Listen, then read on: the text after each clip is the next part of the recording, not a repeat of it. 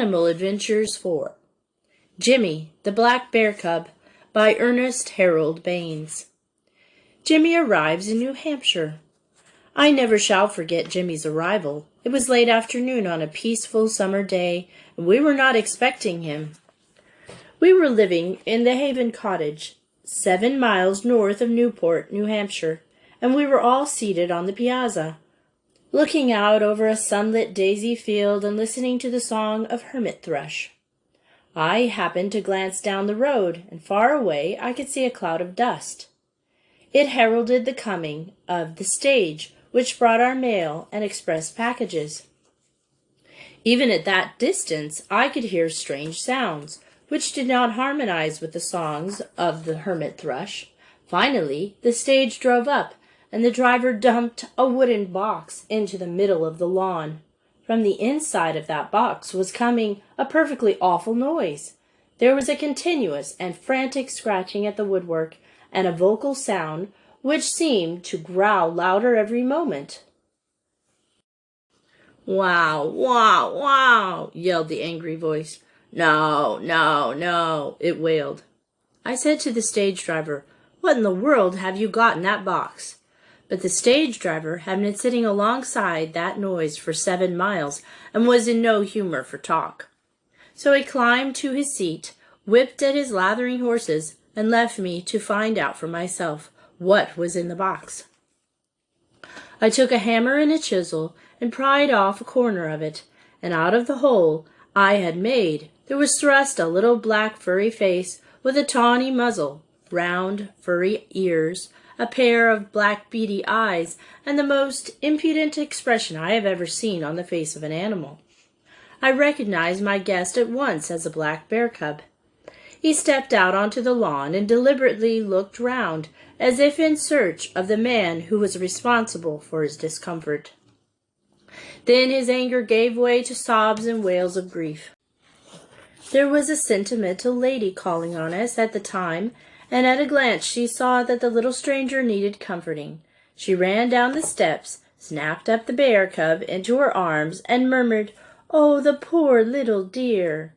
Now the poor little dear had been in that box for several days, and he was looking for something more substantial than love murmurings, and his natural short temper was not quite as long as usual.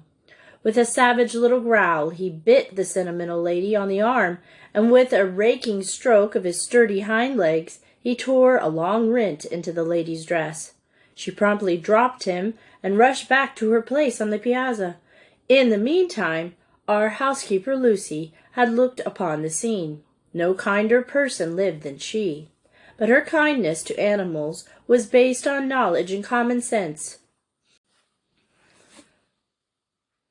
She knew that no matter what the anatomist might tell you, the way to the heart of a hungry little bear was right down through his tummy, and she lost no time in getting to his tummy.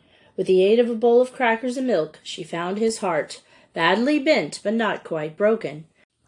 Haven Cottage, where Jimmie came to us, stands on the eastern border of the Blue Mountain Forest.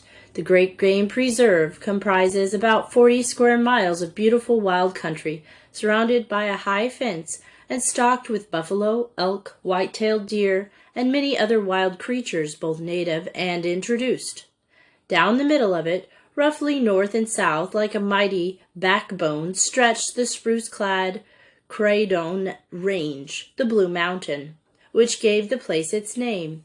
In the hilly country round about the park, as the country folk call it, lie old farms with white-green shuttered maple-shaded houses, gray barns, gnarled apple trees, and scrub-grown rock-studded cattle pastures. Here and there may be found more prosperous homesteads with well-kept lawns and flower beds and painted-out buildings and herds of thoroughbred cattle. It was in this farming country and in the Blue Mountain Forest itself that the little bear passed his New Hampshire days. His life with us was one long series of humorous adventures, humorous for Jimmie, for us, our neighbors according to the point of view, but it made no difference what he did. Lucy always defended him with her tongue at least, and with the fire irons if necessary.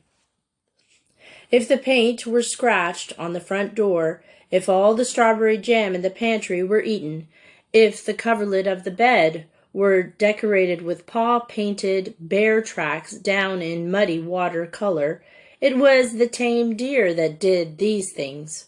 Or, if the deer could prove an alibi, it was the wolves, the foxes, the possums, or even the skunks. Any living thing on the face of the landscape except Jimmie Bear. He never did anything wrong, and whenever we succeeded in actually pinning it on him, she would rather remind us that we're all human, you know, or make us feel that somehow we were trying to take advantage of an infant who had no parents to stand up for him. Once when I caught him on the kitchen dresser, sitting among the fragments of some china he had pulled from a shelf above, I called the housekeeper and remarked sternly, "Well, I suppose you'll admit that he did this."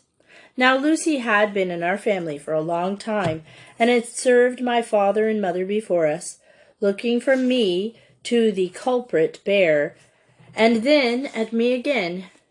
Her mind flashed back a score of years. Straightening to her full height and folding her arms, she said, "Well, Harold, I don't think you should be so hard on him. Please remember you were a boy yourself once," and of course I remembered and did not press her for details.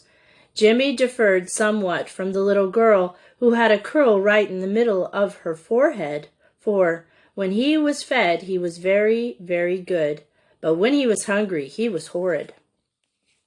When that comfortable feeling which followed a meal began to wear off, the cub would let us know it by muttering and grumbling, low and unobtrusive at first, like the warnings of a miniature volcano about to become active. Unless the growling fires of his hunger were quenched with milk or something equally good, the rumblings grew deeper and louder, and at last there came an uncontrollable outpouring of Ursuline profanity, which told us that the volcano was in full eruption. At such a time it was quite useless to try to divert his attention. He was hungry and wanted his food, and no one could persuade him that he didn't, and if he were loose, he would probably make for the screen door of the kitchen and open it defiantly with the aid of a sharp claw, march straight to the sink, standing on his hind legs. He would stretch until he reached the edge with his forefeet, and with a single hoist he would reach his goal, where he was likely to find a pail of fresh drinking water, which might occupy his attention for a moment, though he would probably be grumbling all the time he was drinking, and then turning round would let himself down backward until his hind feet touched the floor. By this time Lucy would be preparing a basin of bread and milk. Jimmie would see her, and at once start to hurry things by dancing on his hind legs in front of her, clasping her about the knees, biting and tugging at her skirts. She was not in the least afraid of him, and sometimes, in order to try his patience, or rather his impatience, a little more, she would hold the coveted basin just above his reaching, shrieking with rage. He would dance around her, wildly snatching at the food. Finally, one swift paw would make connection, and then the game began to go his way. His claw hung on the rim of the basin like so many iron hooks, and it were lifted any higher Jimmie went with it. Then Lucy would carry him out dinner and all, and set the basin on the lawn, whereupon we were treated to a moving picture show with real meaning of expression, as hungry as a bear. Lying flat on his tummy before the food, and with forearms wrapped round the basin, right and left, he would thrust his muzzle almost to the eyes into the bread and milk, which rapidly disappeared to the combination of sounds, showing greed, satisfaction, and distrust. When he had licked the vessel so clean that it need not further washing, He seemed to feel much better, and the time had come for play. He would roll about on the lawn and turn somersaults and scrambled up the piazza post, seeming as much to his own delight as to the neighbors' children, who often gathered to see him. And here I might add that never before or since have we had so much attention from those children as we had when Jimmie was our guest. It seemed every time a hen gave a cackle, wide-eyed youngsters were always coming to inquire if I needed any maple sugar or fresh butter, whether we would like to sell our hay, or if we wanted some one to saw the wood. Of course, the inquirer need left the premises until Jimmie had been seen. Whether our needs were urgent or not at all, Jimmie evidently enjoyed his young visitors and seemed to make special efforts for their amusement. Some of the grown-ups were not quite so much amused. Among these were men who drove daily past our house. Horses are affected differently by the odor of a bear, but many of them dislike it intensely, and a few at least are thrown into paroxysms of fear. Usually a spirited horse would begin to manifest uneasiness when he came within a few hundred yards of our place, and the uneasiness, accompanied by snorting, pricked ears, and sidelong glances, increased until he drew close to the house, when the tendency was to bolt. This tendency was greatly increased if the bear was actually in sight or giving vocal evidence of his presence. One morning a farmer neighbor, driving a nettlesome young horse, was passing the house, and seeing the bear, drew up to have a better look at him. But the horse, which had been exhibiting great nervousness, now went wild with fear, and leaping into the air, came down upon his side. With the nimbleness of a cat, the man sprang clear, seized the horse by the head, and a moment later the animal was on his feet again, fortunately unhurt. The driver, a good sport, asked me to bring a cub close by, as he wished his horse to become used to the sight and smell of it. I turned round to look for Jimmie, but apparently he had not liked the behavior of the horse, and he had climbed to the top of the nearby tree, where he now sat calmly munching a cluster of green wild cranberries. It was 15 minutes before he saw fit to come down to be introduced, and then it was with an air of conferring an honor upon the horse. Jimmie loved farms and never tired of exploring them. The odors of orchards and dairies seemed to tickle his nostrils pleasantly, and of course there was always a fair chance of finding something to tickle his palate as well. Then there was the fun of frightening things, hens, ducks, and sheep, and the greatest fun of all, chasing them afterwards. Sometimes even the owners of the farms were the victim of his pranks. One of our neighbors, who slept on the first floor, had a rare, almost extinct passion for fresh air. One day the cub climbed through his open window, and when that night the man got into the bed in the dark, he thought somebody had been setting a steel trap for him. It was only Jimmie, who resented being disturbed at that late hour, and who bit one great toe so badly that it had to be carried in a sling. Lucy seemed to think that it was her duty to give him a personal introduction to all the other animals around her. Usually this was not at all necessary from his standpoint, because Jimmie had no difficulty in becoming acquainted with anyone who cared about him. He simply walked right up and introduced himself. Possibly she thought there would be fewer misunderstandings if she were present, and this no doubt she was right.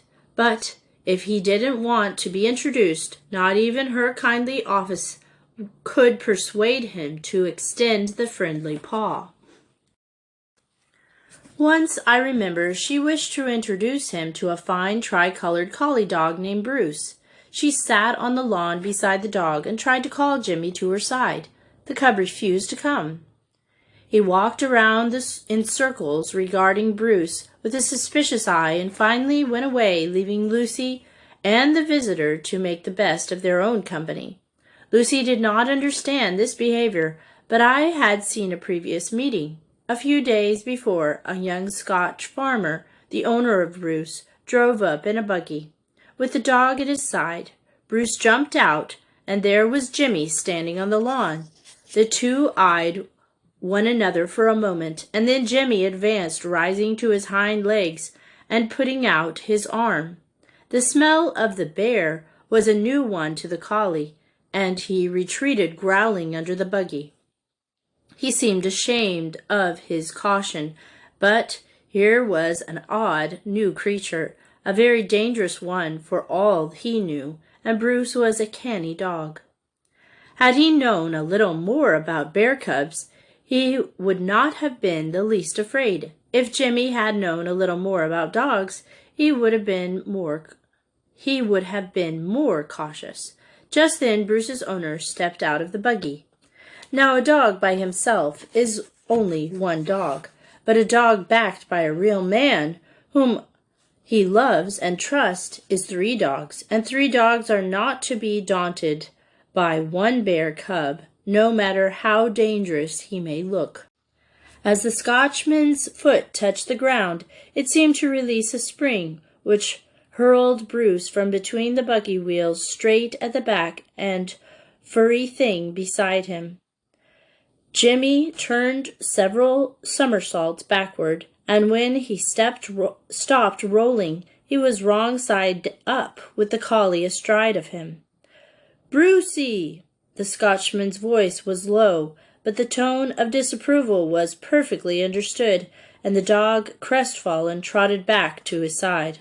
"Na, na, na, ya mauna hoot the wee cub, Brucey. He would not hurt you." Bruce didn't seem at all sure of this, but his God had spoken, and the bear cub was safe. He didn't know that dogs have gods and that it was Bruce's God that had owned his life. All that Jimmie knew was that he had been scared almost to death, and that the thing which scared him was to be avoided in future. Hence Lucy's failure to effect a formal introduction. But Jimmie's disapproval of Bruce did not necessarily extend to other dogs, and he had some very intimate canine friends. One of these was a cur of low degree named Bingo, who lived at a farm half a mile away. Sometimes Jimmie went to call on him, but usually Bingo came to our house. Bingo was of no particular breed, or, as one put it, he was of many unparticular breeds. Nevertheless, he was a very lovable dog. He was black and tan in color, and his eyes and tail seemed to vie with one another in appearing happy and friendly. All the small boys for miles around made a pal of Bingo. He was the dog they took with them when they went fishing or berry picking, or when they went to round up the cows. There was only one younger whom Bingo liked better than these, and that was Jimmie. The two seemed to have a complete understanding, and I have seldom seen 2 animals have such glorious times together.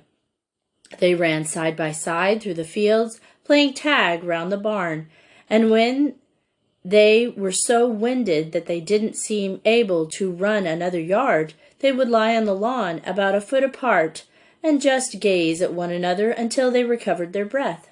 Then perhaps they would wrestle, each animal raising on his hind legs in an effort to down his opponent. Usually they would keep up the wrestling match until Jimmie was tired. Sometimes Bingo seemed to be tired first, but if Jimmie had good hold on him, that didn't make any difference. They went straight on with the game. If, as occasionally happened, Bingo continued to be strenuous after Jimmie had had enough, the bear would try to escape by climbing a tree. In this he was seldom successful, for although the dog could not climb, he could jump beautifully.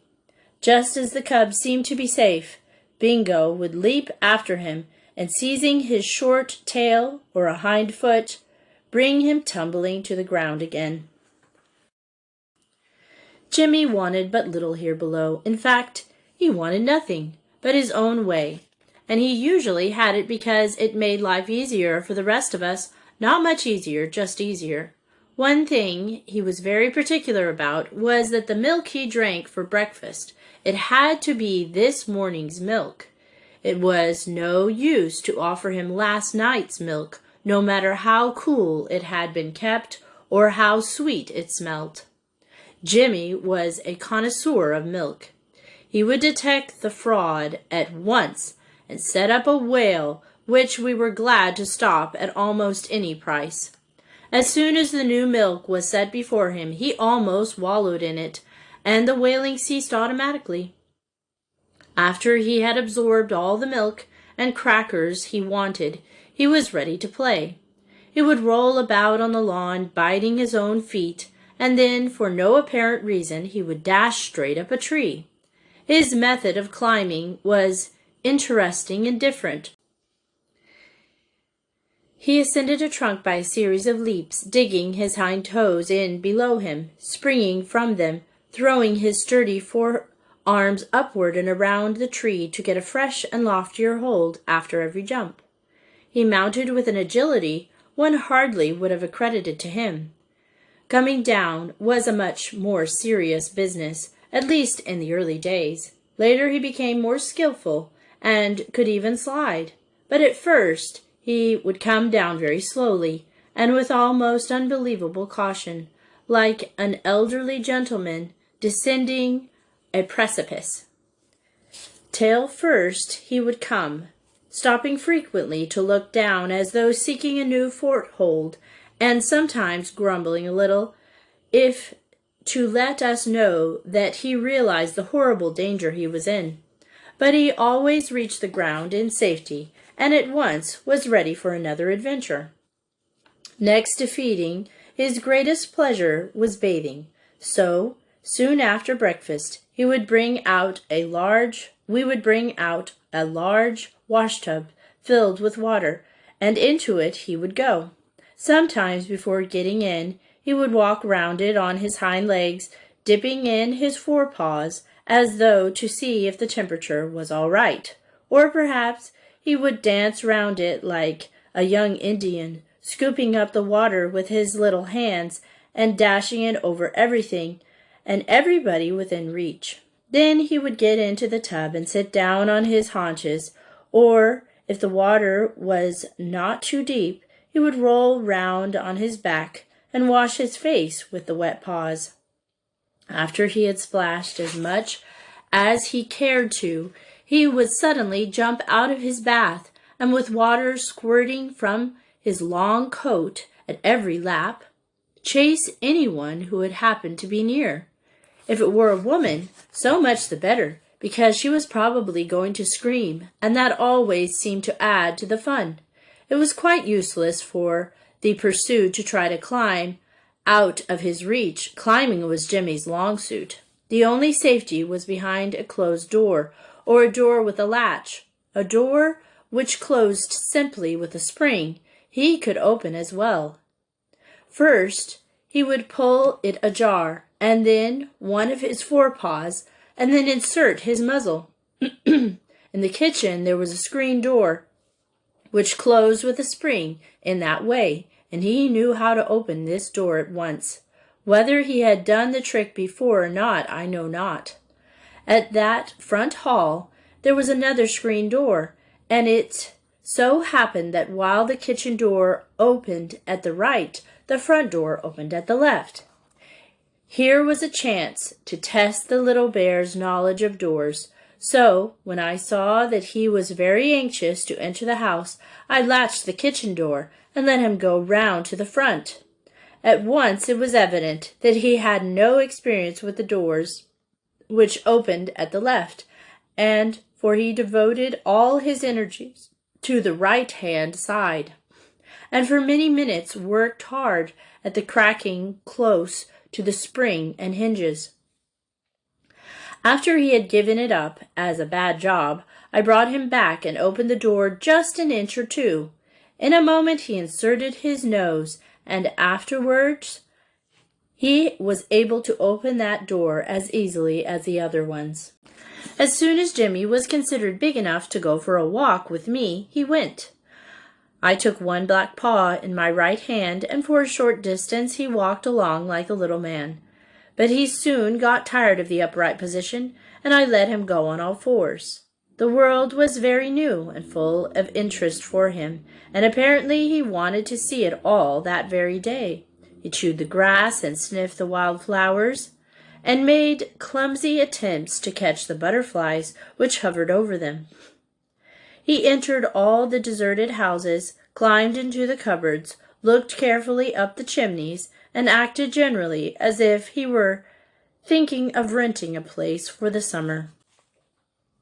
Once he had a fearful adventure. In the yard of one of the houses was an old-fashioned, well-swept sweep, and Jimmie, after eyeing the tall, slanting pole, decided to climb it.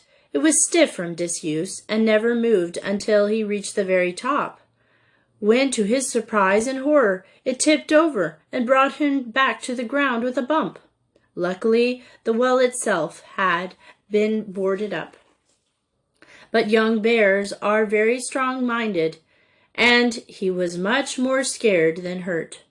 A few minutes later he seemed to have forgotten all about it, and at any rate he shinned up to the top of the next signpost he came to, very much to the amusement of passing rustic, who remarked with a grin, "I guess that bear wants to see how far he is from home." Along the country road we went. Jimmie galloped gaily, now in front, now behind, and making frequent excursions into the woods on either hand to satisfy his curiosity or to pick wild raspberries, of which he was very fond. When he came to a raspberry bush, he would first eat those which hung near the ground, and then, standing on his hind legs, he would pull the tall branches down to him with his forepaw. The amount of energy he displayed was remarkable. He never seemed to know what it was to be tired, even after the most violent excursions. After galloping perhaps 100 yards to catch up, he would make a playful run at me, biting at my legs and giving me a vigorous hug, and shaking with his forepaws, breaking away only to dash up a tree to a point perhaps 50 feet from the ground, without so much as a twig to aid him in his ascent. Here he would probably chew the green leaves for a moment, and then he would come sliding down, tail first, and at once break into a gallop to make up for the ground he had lost. He would march boldly along the tops of stone walls, walking slowly and cautiously on the wobbly rail fences, and rush up the trunk of trees when there was nothing more exciting at hand. Sometimes he would remain up a tree a long time, and I got far ahead of him on the road, or sometimes I would hide in the long grass and call him to see what he would do. Apparently he seldom followed by trail of scent as a dog would do, but relied on his ears and eyes, chiefly on the latter. At the sound of my voice he would stand upright on his hind legs, and I would see him peering in my direction, over the tops of the grass blades. If I called again, or if he caught sight of me, down he would drop, and taking the general direction, he would gallop towards me. Then, as soon as he was in doubt, up on his hind legs he would go and get his bearings again. And when at last he found me, he seemed satisfied, but showed not the least sign of affection, such as a fox or even a wolf would have shown, but simply ran along as before. Jimmie says goodbye. Toward the following spring, after long deliberation, we decided that Jimmie was going to get too large for private use. Good-natured as he was growing very strong, and quite too strenuous and demonstrative for the liking of some of the people he made his business to meet. If he saw a man coming up the road, that man was in for a wrestling match whether he was in training or not, and if his apparel happened to be quite unsuitable for work on the mat. It made not the slightest difference to the black imp who challenged him. A very nice young man walked all the way from Lebanon one day to try to sell us a copy of The Heaven Through Nature. Jimmie happened to meet him a quarter of a mile down the road, and by that time I was able to respond to his very vigorous call for help. He looked as if he had been trying to hurry through a series of barbed wire entanglements. We simply had to ask him to lunch, and Lucy spent most of the afternoon mending his trousers. As he was leaving, her eyes twinkled, and she called to him, "When you get out a new edition of your book, don't forget to have a chapter on bears." Even Lucy was no longer sure that she could hold her own against Jimmie. One day he caught her away from the house, and his playful, bearish way tore her skirt and apron, and at last, to her great mortification, she was obliged to call for help. But the climax was reached one evening when Mrs. Baines was coming home from a walk. Jimmie seized her, and in spite of all she could do to prevent him, tripped her on and threw her on the snow. Of course, it was in fun from his point of view, but to hers it was becoming serious, and she called to me. I ran as fast as I could, but by the time I got there, he had taken the knot of her hair in his mouth, pushed her head into the soft snowbank. He was getting too funny to laugh at, and I determined to find a new home for him. That was not entirely easy. When he was very little, everybody wanted him, but as he had grown larger and stronger, the offers which were made for him grew fewer and fewer. One friend, when asked if he didn't want a nice young bear about Jimmie's size, answered, "No, thanks. What have I done to you?" But at last I learned that the New York Zoological Society wanted a Canadian black bear, and the director kindly wrote to me, offering to buy him. I could not accept the offer, as I have always made it a point never to sell an animal which has been a member of my household. But I promptly presented him, and I confess it with a mingled feeling. Next morning we went for our last walk together, and when I marked his height as he stood on his hind legs, and felt the strength of his arms and the grip of his teeth when he closed with me for a wrestling bout, I knew that we had not made our decision too soon. But that afternoon, when we walked out onto the piazza, stood up at once of the posts, and with a strangely sad expression on his face, looked away across those blue hills and valleys which he had never to see again, there came a choky feeling in our throats. And when, a little later, he picked up a much-longed rag doll, which Mrs. Baines had made for him, sat down with it on his lap, and licked its face all over for the last time, and then carried it off to bed with him, we couldn't help feeling very sorry that the little bear grew up into a big one. Of course, our intelligence told us that we had no idea that he had no idea that he was going away, and his standing at the piazza post particular afternoon was merely an interesting coincidence, and that the sadness of his expression was probably in our own imagination. Nevertheless, these things all tended to emphasize the fact that he was about to leave us, and we were genuinely sad to think that we were going to lose him.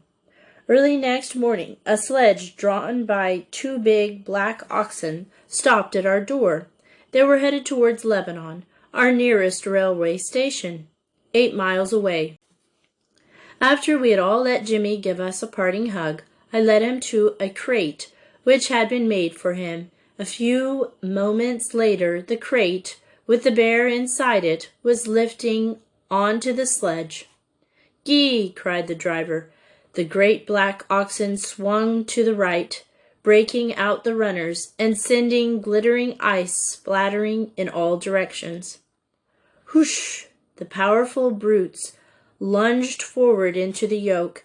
and the sledge moved northward over the rough and frozen road. Lucy, her apron held to her face, stood crying as if her heart would break. 2 months later, I went to New York, and naturally the first person I called on was Jimmie. I wanted to see if he remembered me, to know whether he could distinguish me from the thousands of other people who went past those bear dens every day. I told the director, and he consented to go with me and help me make a test of it. From a distance, we could see Jimmie laying in the corner of the den, his head on his left paw and evidently fast asleep. According to agreement, the director went to the corner with his farthest from the sleeping cub and began to call him by name. "Jimmie," he shouted, "Jimmie! Jimmie! Come along, Jimmie, come." But the bear never moved. Of course, he must have heard sounds, but the voice meant nothing to him. Then the director stepped back, and I began to call. Instantly, Jimmie's head came up from his arm. He scrambled to his feet. Then he came trotting along the inside of the pen, and when he got opposite me, he stood up on his hind legs, and I gave him my hand through the bars.